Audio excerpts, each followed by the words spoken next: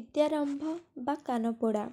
5 ବର୍ଷ ଗଡ଼ି ଯାଇଥିବାରୁ ଘରେ ସମସ୍ତେ ଭାଇନା ଓ ମୋର କାନପୋଡ଼ାଟା ସାରିଦେବା ଲାଗି ତତ୍ପର ହୋଇ ଉଠିଲେ।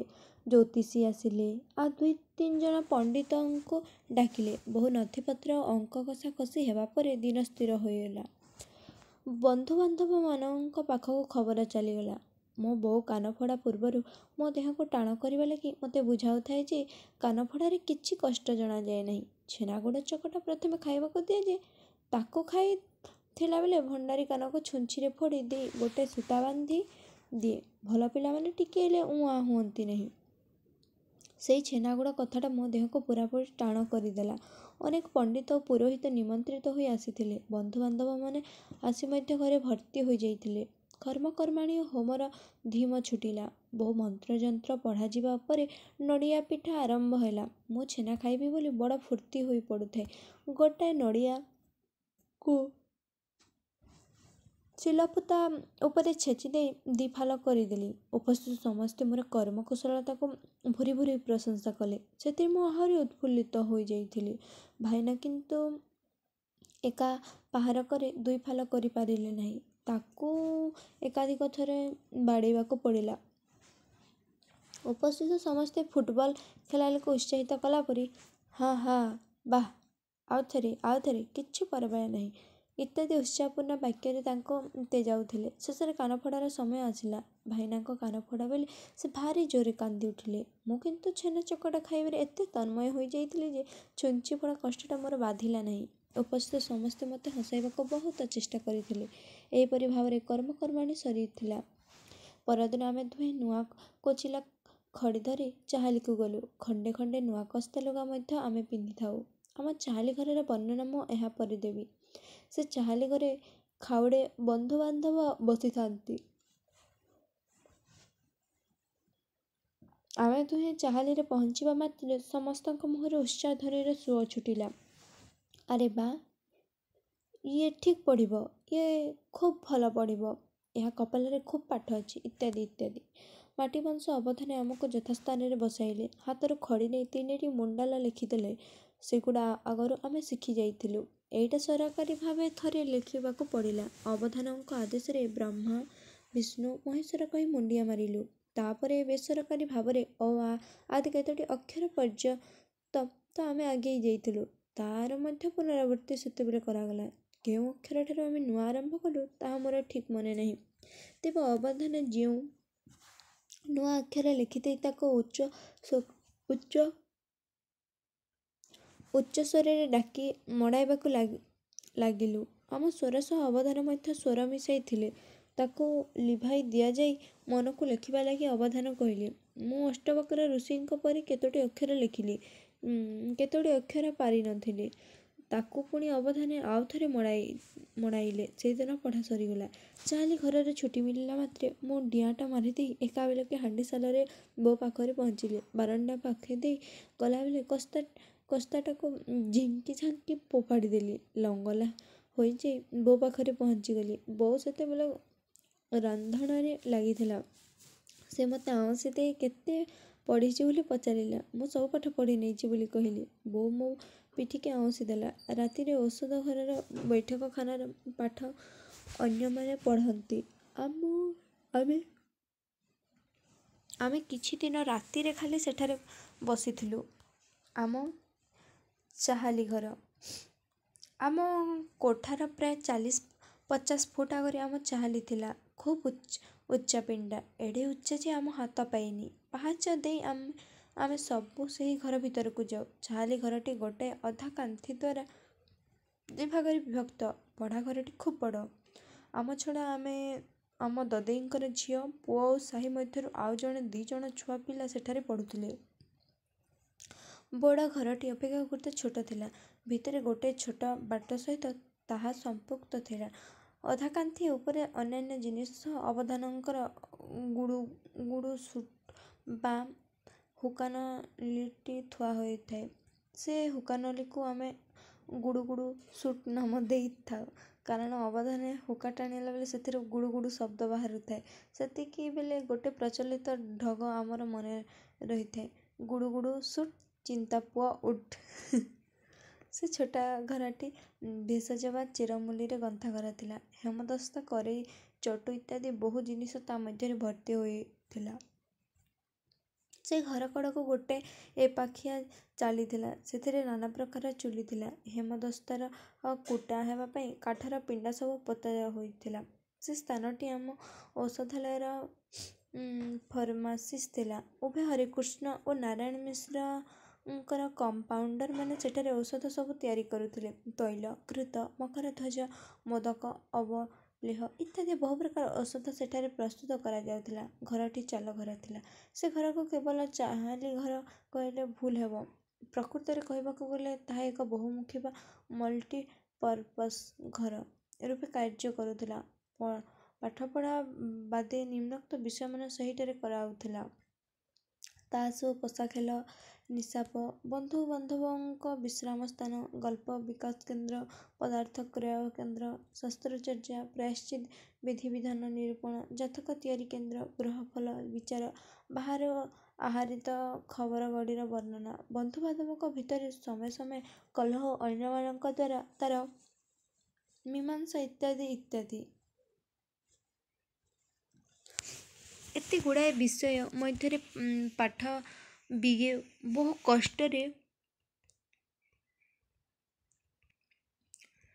କଷ୍ଟରେ ଜାକିଜୁକି ହୋଇ ସେଠାରେ ପ୍ରବେଶ କରେ ଓ କେମିତି ପଳାଇବ ବୋଲି ବାଟ ପାଏନି। ସେ ସମୟରେ ଅବଧାନ ଜଣକ ନିଷ୍ଠୁର ବା ବଦରାଗୀ ନଥିଲେ। ମୋର ମଧ୍ୟ ତାଙ୍କର ରାଗ ବା ନିଷ୍ଠୁରତା ବହନ କରିବା ବୟସ ହୋଇନଥିଲା। ସେହେତୁ ବୋଧହୁଏ ସେ ମୋ ପ୍ରତି ନିଷ୍ଠୁରତା ଆଚରଣ କରିନଥିଲେ। ଧୀରେ ଧୀରେ ଆମେ ଅକ୍ଷରତକ ଆୟତ୍ତ କଲୁ। ପଣକିଆ, କଳାଗଣ୍ଡା ଓ ପଣିକିଆ ଆଡ଼େ ଆଗେଇ ଗଲୁ। କ୍ରମେ ଆମର ଖଡ଼ି ପାଠ ସରିଗଲା ଓ ନୂଆ ସିଲଟ ଆସିଲା। ଏଣିକି ସିଲଟ ପେନସିଲ ଧରି ସିଲଟରେ ଲେଖିବାକୁ ପଡ଼ିଲା। ପ୍ରତିଦିନ ବର୍ଣ୍ଣମାଳା ଓ ପଣିକିଆ ଆଦି ସେହି ସିଲଟରେ ଲେଖିବାକୁ ପଡ଼ୁଥିଲା। ଏହାପରେ ଆମ ପାଇଁ ମଧୁବାବୁଙ୍କ ବର୍ଣ୍ଣବୋଧ ଆସିଲା। ଏହି ସମୟରେ ହିଁ ଆମର ଅବଧାନ ବଦଳି ହେଲେ। ଜଣେ ନୂଆ ରୁକ୍ଷ ପ୍ରକୃତିର ଅବଧାନ ଆସିଲେ। ପୂର୍ବର ଦୟାଳୁ ଅବଧାନ ଯେ କାହିଁକି ଗଲେ ତାହାର କାରଣ ଆମେ ଜାଣିନଥିଲୁ। ସେ ଦେଖିବାକୁ ଶାନ୍ତ ପ୍ରକୃତିର ଥିଲେ। ଚିଡ଼ିଚିଡ଼ା ମିଞ୍ଜାସ ତାଙ୍କର ମୋଟେ ନଥିଲା। ଆମ ପିଠିରେ ତାଙ୍କର ବେତ ଦିନେ ହେଲେ ବସି ନାହିଁ। ବୋଧହୁଏ ଏପରି କୋମଳମତି ସମ୍ପନ୍ନ ଅବଧାନ ଅପେକ୍ଷାକୃତ କଠିନ ପାଠ ପଢ଼ାଇବାକୁ ଅନୁପଯୁକ୍ତ ବୋଲି ଭାବି ତାଙ୍କୁ ବିଦାୟ ଦିଆଯାଇଥିଲା। ନୂତନ ଶିକ୍ଷକ ଥିଲେ ଖୁବ୍ ଡେଙ୍ଗା, କୃଶ ଶରୀର ବିଶିଷ୍ଟ। ମୁଖ ସର୍ବଦା ଭୀତି ଉତ୍ପାଦକ, କଥା କର୍କଶ। ହଠାତ୍ ରାଗିଯିବାରେ ସେ ଧୁରନ୍ଧର ଥିଲେ। ଆମ ଅଭିଭାବକମାନେ ଏହିପରି ଏକ ଶିକ୍ଷକ ଦରକାର ବୋଲି ଭାବି ତାଙ୍କୁ ଆଣିଥିଲେ କି ଆମ କପାଳ ଫାଟିଲା ବୋଲି ସେ ସ୍ୱୟଂ ଆଜି ବିଜେ କଲେ, ତାହା ଆମେ ଜାଣିବାକୁ ଅକ୍ଷମ ଥିଲୁ। ମଧୁ ବର୍ଣ୍ଣବୋଧ ପଢ଼ାଯିବା ଆରମ୍ଭ ହେଲା। ନୂଆ ଶିକ୍ଷକଙ୍କର ଗାଉଟ୍ ବେମାରୀ ଥିଲା। ଚିଡ଼ିଚିଡ଼ା ଖୋଇ ଏ ରୋଗର ଗୋଟେ ପ୍ରଧାନ ଲକ୍ଷଣ। ଶିକ୍ଷକତାର 4-5 ଦିନ ଯାଏ ଆମେ ପିଠି ଆଡ଼େ ନଜର ଦେଇ ନଥିଲେ। ବହି ଘୋଷିଲା ବେଳେ ଟିକେ ଅମନୋଯୋଗିତା ସେ ଲକ୍ଷ୍ୟ କରି ତାଙ୍କ ବେତକୁ ଆଗ ମୋରି ପିଠିରେ ବ୍ୟବହାର କଲେ। ବେତ୍ରାଘାତଟା ଅବଶ୍ୟ ଟିକିଏ କୋମଳ ଥିଲା, ତେଣୁ ତାହା ବିଶେଷ କଷ୍ଟପ୍ରଦ ହୋଇନଥିଲା। ସେତକ ସହଜରେ ହଜମ କରିପାରିଥିଲି। କ୍ରମେ ତାଙ୍କର ବେତ ଉତ୍କଟତର ହେବାକୁ ଲାଗିଲା। ଏହି ଉତ୍କଟତା ଧୀରେ ଧୀରେ ବଢ଼ିଥିବାରୁ ମୋର ପିଠି ତାହା ସହ୍ୟ କରିପାରି ଅତି ବେଶୀ କଷ୍ଟ ଅନୁଭବ କରିନଥିଲା। ଏହିପରି ଭାବରେ ମଧୁ ବର୍ଣ୍ଣବୋଧ ପଢ଼ିବାରେ ଆମେ ଧୀରେ ଧୀରେ ଆଗେଇଥିଲୁ। 2 ପ୍ରହର ପାଠଟା ଆମକୁ କଷ୍ଟକର ବୋଧ ହେଉନଥିଲା, କାରଣ ସେହି ସମୟରେ ଆମ ପାଖରେ ପଶା କିମ୍ବା ତାସ ଖେଳର ଧୁମ୍ ଉଠିଥିଲା। ସେ ଖେଳରେ କକେଇ, ଦଦେଇ, ପିଉସା, ମଉସା ଆମେ ଖେଳୁଥିଲୁ। ଆମ 5-6 ଜଣ ବନ୍ଧୁବାନ୍ଧବ ମଧ୍ୟ ଉତ୍ସାହତା ରୂପେ ଯୋଗ ଦେଉଥିଲେ। ପ୍ରତ୍ୟେକ ବାଜି ଖେଳ ପରେ ଏକ କୋଳାହଳର ବିସ୍ଫୋରଣ ଘଟୁଥିଲା। ପାଠ ଏବଂ ଖେଳର ସହାବସ୍ଥାନ ବେଶ୍ ଜମି ଉଠୁଥିଲା। ଖେଳ ଭିତରେ ଆମ ପିଉସାଙ୍କର ପାଟି ଓ କରାଘାତ ସର୍ବାଧିକ ଥିଲା। ଏକ ସ୍ୱତନ୍ତ୍ର ଅଧ୍ୟାୟରେ ମୁଁ ଏହି ପିଉସା କଥା ପରେ ବର୍ଣ୍ଣନା କରିବି। ଦିନକର କଥା, ସେତେବେଳକୁ ଆମେ ମଧୁ ବର୍ଣ୍ଣବୋଧର ଯୁକ୍ତାକ୍ଷର ପର୍ଯ୍ୟନ୍ତ ଆଗେଇ ଯାଇଥିଲୁ। ବର୍ଣ୍ଣବୋଧ ପଢ଼ିଲା ବେଳେ ଆମ ପାଖରେ ତାସ ଖେଳଟା ଖୁବ୍ ଜମି ଉଠିଥାଏ। ପିଉସାଙ୍କ କୁହାଟ ସ୍ଥାନଟି ଥରାଇ ଦେଉଥାଏ। ତାଙ୍କର ତାସ ପକାଇବା ପାଳି ବେଳେ ଯଦି ସେଇ ତାସଟି ଜିତାପଟର ସୂଚକ ଥାଏ, ତେବେ ସେ ତାକୁ ପାପୁଲିରେ ଜାକି ଧରି ଅନ୍ୟ ତାସ 3ଟି ଉପରେ ଏକ ନିର୍ଘାତ ଚାପୁଡ଼ା ଦେଉଥିଲେ ଏବଂ ନିଜର ପାଚିଲା ପଣର ଉତ୍କର୍ଷତା ବୟାନ କରୁଥିଲେ। ମୁଁ ସେତେବେଳେ ମଧୁ ବର୍ଣ୍ଣବୋଧର ଦରିଦ୍ର ପିନ୍ଧି ଛିଣ୍ଡା କନ୍ଥା, ଅନ୍ଧକୁ ନ ଦିଶଇ ପନ୍ଥା ପଦଟି ବାରମ୍ବାର ଆବୃତ୍ତି କରିବାରେ ଲାଗିଥାଏ। ଶିକ୍ଷକ ତାହା କରିବାକୁ ମୋତେ ଆଦେଶ ଦେଇ ନିଜେ ଖେଳରେ ବୁଦ୍ଧିଦାତା ଭାବରେ ଯୋଗ ଦେଇଥାନ୍ତି। ମୁଁ ମଧ୍ୟ ବହିକି ନ ଚାହିଁ ଏଇ ଦୁଇ ଧାଡ଼ି ଆବୃତ୍ତି କରିବାରେ ଲାଗିଥାଏ ଏବଂ ଖେଳ ଆଡ଼କୁ ଚାହିଁଥାଏ।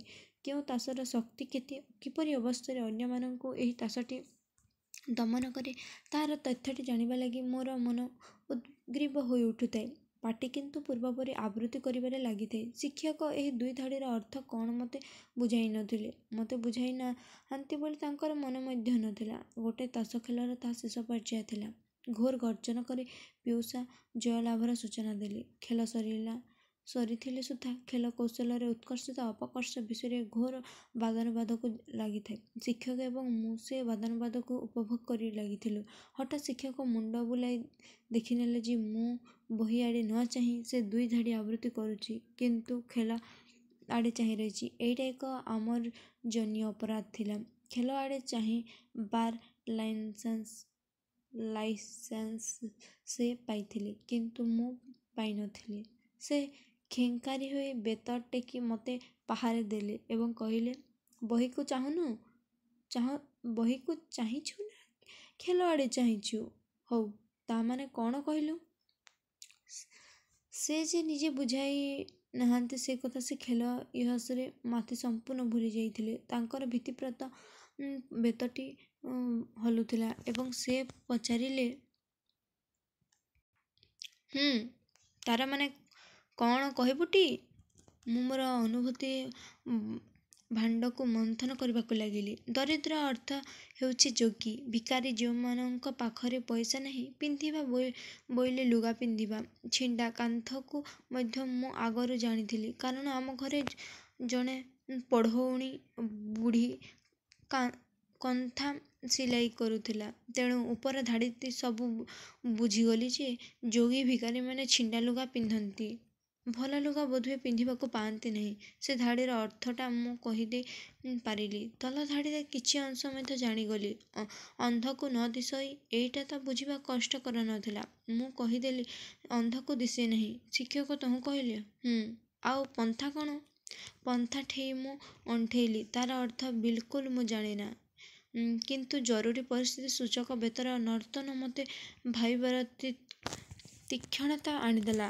ଏଇଟା କିଛି ମନଗଢ଼ା କଥା ନୁହେଁ। ପ୍ରତ୍ୟେକ ମହାଯୁଦ୍ଧର ଜରୁରୀ ପରିସ୍ଥିତି ବେଳେ ବୈଜ୍ଞାନିକମାନେ ଗବେଷଣା କରି ବଡ଼ ବଡ଼ ଜିନିଷ ସବୁ ଉଦ୍ଭାବନ କରିଥାନ୍ତି। ମୁଁ ସେହିପରି ଗବେଷଣାରେ ଲାଗିଗଲି। ଦରିଦ୍ର ଛିଣ୍ଡାକନ୍ଥା ପିନ୍ଧିଥାଏ, ସମସ୍ତେ ତାର କ'ଣ ଦେଖନ୍ତି, କିନ୍ତୁ ଅନ୍ଧ ଦେଖିପାରେ ନାହିଁ। ଜରୁରୀକାଳୀନ ଗବେଷଣାର ଫଳ ମୋ ମନରେ ସଙ୍ଗେ ସଙ୍ଗେ ବାହାରି ପଡ଼ିଲା। ଛିଣ୍ଡା କନ୍ଥା ପିନ୍ଧିଥିବାରୁ ସମସ୍ତେ ତାହାର ଗାଣ୍ଡିଟି ଦେଖି ପାରନ୍ତି, କିନ୍ତୁ ଅନ୍ଧକୁ ସେଇଟା ଦିଶେ ନାହିଁ। ତେଣୁ ସେ ପନ୍ଥାର ଅର୍ଥ ସୁନିଶ୍ଚିତ ଭାବରେ ଗାଣ୍ଡି। ଶିକ୍ଷକ ସେହିପରି ବେଦ ହଲାଉ ହଲାଉ ପୁଣି ପଚାରିଲେ, କିରେ ପନ୍ଥା ଅର୍ଥ କ'ଣ କହୁନୁ? ମୁଁ ମୋର ଗବେଷଣାର ସୁଫଳଟାକୁ ସଙ୍ଗେ ସଙ୍ଗେ ବାଢ଼ିଦେଲି। ପନ୍ଥା ଅର୍ଥ ଗାଣ୍ଡି। ମୋର ବୁଦ୍ଧିମତ୍ତାକୁ ସେ ନିଶ୍ଚୟ ବଧେଇ ଦେବେ ବୋଲି ଭାବି ତାଙ୍କର ସାବାସକୁ ଅପେକ୍ଷା କରିଥିଲି। କିନ୍ତୁ ଏଇ କ'ଣ ହେଲା? ବିନା ମେଘେ ବଜ୍ରାପାତ। ତାଙ୍କର ଉଦ୍ୟତ ବେତ ନିଷ୍ଠୁର ଭାବରେ 3-4 ଥର ମୋ ପିଠିରେ ପଡ଼ିଲା। ମୁଁ ହାଉଳି ଖାଇ କାନ୍ଦି ଉଠିଲି। ମୋ କନ୍ଦଣ ଶୁଣି ସମସ୍ତେ ଶିକ୍ଷକଙ୍କୁ ପଚାରିଲେ, କ'ଣ ହେଲା? ବେତକୁ ସମ୍ବରଣ କରି ଶିକ୍ଷକ କହିଲେ, ଏ ଛତରଟା ପନ୍ଥାର ଅର୍ଥ କହୁଛି ଗାଣ୍ଡି। ଅଭିଭାବକଗଣ ଶିକ୍ଷକଙ୍କୁ ଅଧିକ ଉତ୍ସାହିତ କରି କହିଲେ, ପିଟ ପିଟ, କଷିକରି ପିଟ।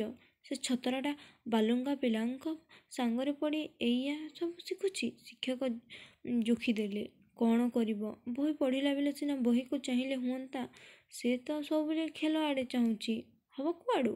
ଅଭିଭାବକମାନେ କହିଲେ, ହଁ, ସେ ଯେତେବେଳେ ଖେଳ ଆଡ଼େ ଚାହୁଁଛି, ସେତିକିବେଳେ ତା ପିଠିରେ 2 ବେତ କଷି ଦେଉନା କାହିଁକି? ମୋର ଭାଗ୍ୟ ଭଲ ଥିଲା ଯେ ଶିକ୍ଷକ ମୋ ଅପେକ୍ଷା ବେଶୀ ସମୟ ଖେଳ ଆଡ଼େ ଚାହୁଁଥିଲେ।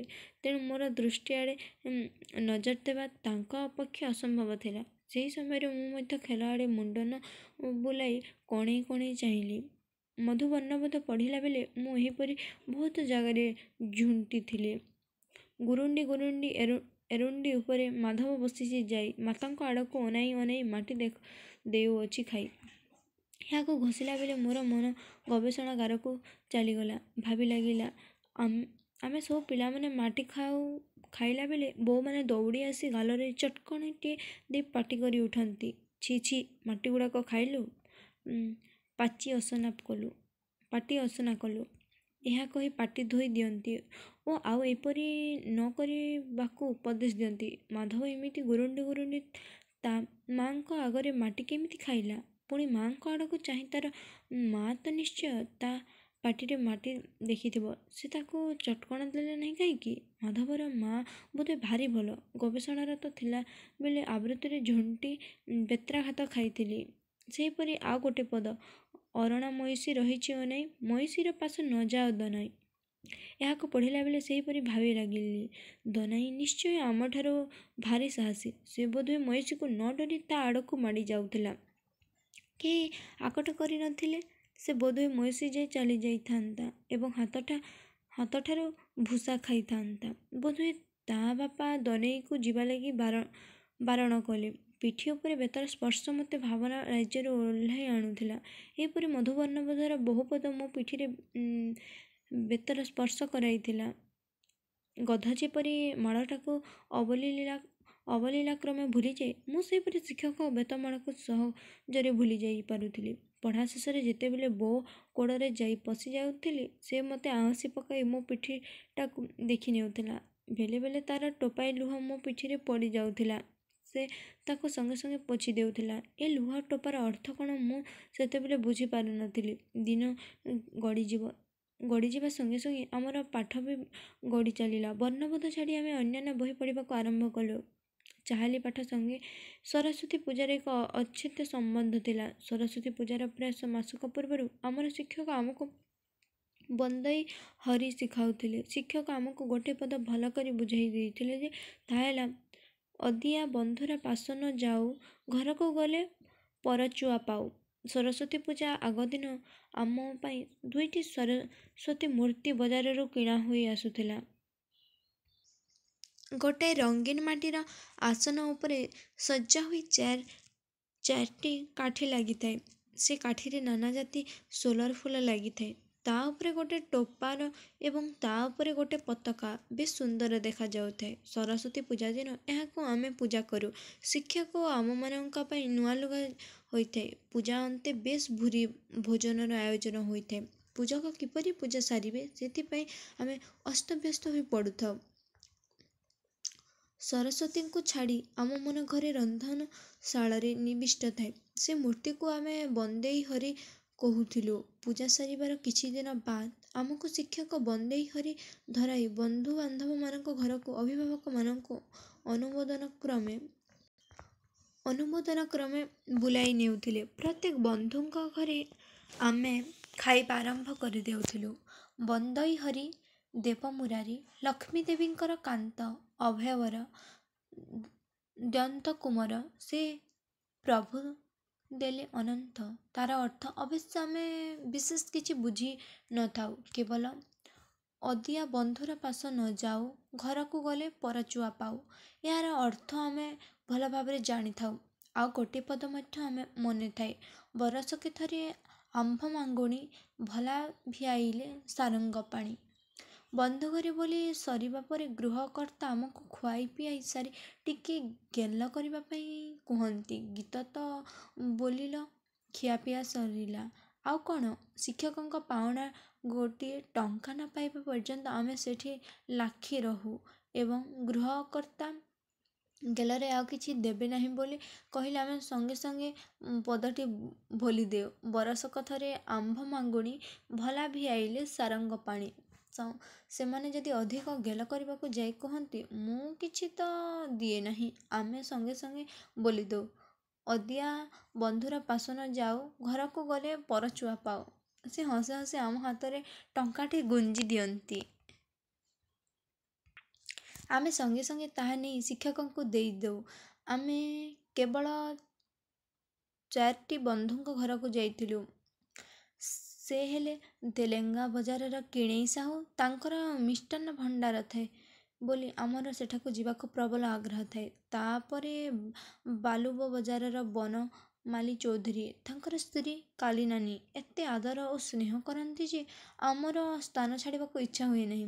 ଆଉ ଜଣଙ୍କ ଘର ଥିଲା एबर हाईकोर्ट पाखे साधु चौधरी घर से थिले एबर आकाशवाणी कर्मचारी श्रीजुक्त गोपाल चौधरी अजा। यही घर यही दुई घर प्रति आमर अन्य आकर्षण थाए। फेरी आसला बेले से गोटे टंका सहित गोटे खेलना देउथिले। ए तीन घर छड़ा आम अन्य कुत्रापि जाऊनथिलु। एटा मध्य आम बुढ़ा बापांकर निर्देश थिला। एही 3टा टंका एका दिनकर शिक्षक पाई थांती। ताहा तांकर मासिक दरमा सह समान थाए। बेले बेले एही पूजा अभियान रे आम शिक्षक पिलांक संख्या बढ़ाइबा लगी पाखरे थिबा पिठापुर चाहाड़ी 3-4 जन गीत बोली पारुथबा पिला आम संगरे नहीं जाती। एणु गीत बोलीबाटा सबुठारु भल भाबरे होई जाए। क्रमे आमर चाटशाली पाठ सरीगला। एणिके बाहर पाठर आवश्यकता आसला। ଏହା ଭିତରେ ବୁଢ଼ାବାପା ଆଗତୁରା ଆମର କୋଷ ବହି ଆଣି ଆମକୁ ଘୋଷିବାକୁ ଦେଇଥିଲେ। ସେଥିରୁ ଗୋଟିଏ ସ୍ୱର୍ଗ ନ ସରୁଣୁ ତହିଁରୁ ଡୋରି ବନ୍ଧା ହେଲା। ଘୋଷା ପାଠରୁ ଆମେ ବଞ୍ଚିଗଲୁ। ସ୍କୁଲ ପାଠ ପାଇଁ ଇଂରାଜୀ ଜ୍ଞାନ ଥିବା ଶିକ୍ଷକ ଦରକାର ଖୋଜା ଚାଲିଲା। ଅଳ୍ପ ଦିନେ ଜଣେ ଶିକ୍ଷକ ମିଳିଲେ। ତାଙ୍କ ନାଁ ଥିଲା ମୁରଲୀଧର ମହାନ୍ତି। ସିଏ ଆମ ଗୃହ ଶିକ୍ଷକ ହୋଇ ରହିଲେ। ସ୍କୁଲରେ ନାଁ ଲେଖା ହେବା ପୂର୍ବରୁ ଆମେ ଇଂରାଜୀ ଅକ୍ଷର ଶିକ୍ଷା ଓ ଫାଷ୍ଟ ବୁକ୍ ଅଫ୍ ରିଡ଼ିଂ ବହିଟି ଆୟତ୍ତ କରିନେଲୁ। ଏହି ସମୟରେ ମଧ୍ୟ ଭଲ ଭାବରେ ବଙ୍ଗଳା ଶିକ୍ଷା କରିଥିଲୁ। ହାସି ଖୁସି ନାମକ ଏକ ବହି ଆଣି ବାପା ଦେଇଥିଲେ। ଅକ୍ଷର ଚିହ୍ନିବା ଓ ଲେଖିବା ସଙ୍ଗେ ସଙ୍ଗେ ମୁଁ ଏ ବହିଟିକୁ ଏକାବେଳକେ ମୁଖସ୍ଥ କରିଦେଇଥିଲି। ଏ ବହିଟି ଏଡ଼େ ଆକର୍ଷଣୀୟ ହୋଇଥିଲା ଯେ ମୋର ଆଉ 2 ଜଣ ଭଉଣୀ ତାକୁ ମୁଖସ୍ଥ କରି ପକାଇଥିଲେ। ଏ ବହି ପରେ ବାପା ହରିଶ୍ଚନ୍ଦ୍ର ଓ ଶ୍ରୀବତ୍ସ ନାମକ 2ଟି କବିତା ବହି ଦେଇଥିଲେ। ତାକୁ ମଧ୍ୟ ମୁଁ ଅଧାଅଧି ମୁଖସ୍ଥ କରିଦେଇଥିଲି। ଏହି ବଙ୍ଗଳା ଜ୍ଞାନ ପରବର୍ତ୍ତୀ କାଳରେ ମୋତେ ଈଶ୍ୱରଚନ୍ଦ୍ର ବିଦ୍ୟାସାଗରଙ୍କ ବ୍ୟାକରଣ କୌମୁଦୀ ଆଦି ପଢ଼ିବାରେ ସାହାଯ୍ୟ କରିଥିଲା। କାଶୀରାମଙ୍କର ମହାଭାରତଟି ମଧ୍ୟ ମୁଁ 2-3 ଥର ଶେଷ କରିଦେଇଥିଲି। ସ୍କୁଲ ଜୀବନ ଆଗରୁ ଆଉ କେତେ ଗୁଡ଼ାଏ ପ୍ରସ୍ତୁତି ଆମର ହୋଇଥିଲା। ଆମେ ହାତରେ ଗୋଡ଼ରେ ଓ କହୁଣୀ ପାଖରେ ଖଡ଼ୁ ସବୁ ପିନ୍ଧିଥିଲୁ। ବେକରେ ସୁନାର ଗୋପ ପଡ଼ିଥାଏ। ସ୍କୁଲରେ ଏଗୁଡ଼ିକ ସବୁ ଚଳିପାରିବ ନାହିଁ। ଅନ୍ୟାନ୍ୟମାନେ ଆମକୁ ଦେଖିଲେ ହସରେ ଉଡ଼ାଇ ଦେବେ। ନାନା ଟାହି ଟାପରା କରିବେ। ଏଣୁ ଏଗୁଡ଼ିକ ସମ୍ପୂର୍ଣ୍ଣ ରୂପେ ଦେହରୁ କାଢ଼ିଦେବାକୁ ହେବ। ପାଖରେ ଥିବା ଶ୍ରୀଧର ବଢ଼ାଇକୁ ଡାକି ଏସବୁ କଟାଇବାର ବ୍ୟବସ୍ଥା କରାଗଲା। ବାପା କକେଇମାନେ ସ୍କୁଲରେ ପଢ଼ିଥିଲେ। ଏଣୁ ସ୍କୁଲରେ କିପରି ଆଚରଣ ଦେଖାଇବାକୁ ହେବ, କିପରି କ୍ଲାସରେ ଯୋଗ ଦେବାକୁ ହେବ, ଉପାସ୍ଥାନ ଡାକିଲେ ବେଲେ କ'ଣ କହିବାକୁ ହେବ, ଗୋଟିଏ ବିଷୟ ପଢ଼ାଯିବା ଲାଗି କିପରି ସମୟ ନିର୍ଦ୍ଦିଷ୍ଟ ଏବଂ ଶେଷରେ କିପରି ସମାପ୍ତି ସୂଚକ ଘଣ୍ଟା ବାଜି, ଖେଳ ଛୁଟି ସମୟରେ ବିଶେଷତ୍ୱ ଆଦି ବହୁତ ବିଷୟରେ ପ୍ରଶିକ୍ଷଣ ଦିଆଗଲା। ସ୍କୁଲ ଜୀବନ ପାଇଁ ଉପଯୁକ୍ତ କରିବା ଲାଗି ଆମ ପିଛା ବହୁତ ପରିଶ୍ରମ କରାଇଥିଲା।